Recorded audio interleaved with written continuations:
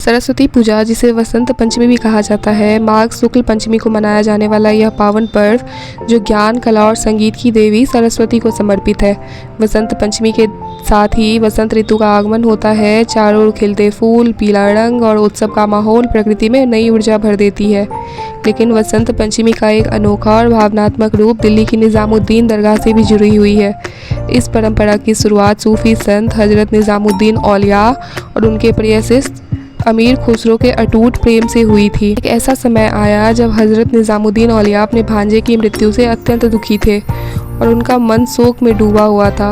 अपने गुरु की इस अवस्था को देखकर अमीर खुसरो व्याकुल हो उठे। इसी समय उन्होंने देखा कि कुछ लोग पीले वस्त्र पहनकर संगीत और उल्लास के साथ वसंत पंचमी का उत्सव मना रहे हैं। उन्हें लगा कि बसंत का यही उल्लास उनके गुरु के दुख को हल्का कर सकता है।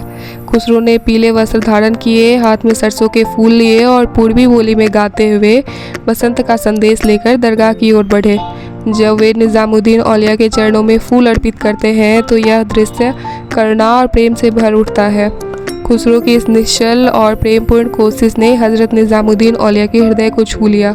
उनकी आंखों में आंसू आ गए और लंबे समय बाद उनके चेहरे पर मुस्कान लौटी। यहीं से निज़ामुद्दीन दरगाह में वसंत पंचमी मनाने की परंपरा की शुरुआत हुई, जो आज तक उसी श्रद्धा और उल्लास के साथ मनाई जाती है। वसंत पंचमी के दिन पूरी दरगाह को पीले फूलों से सजाया जाता है।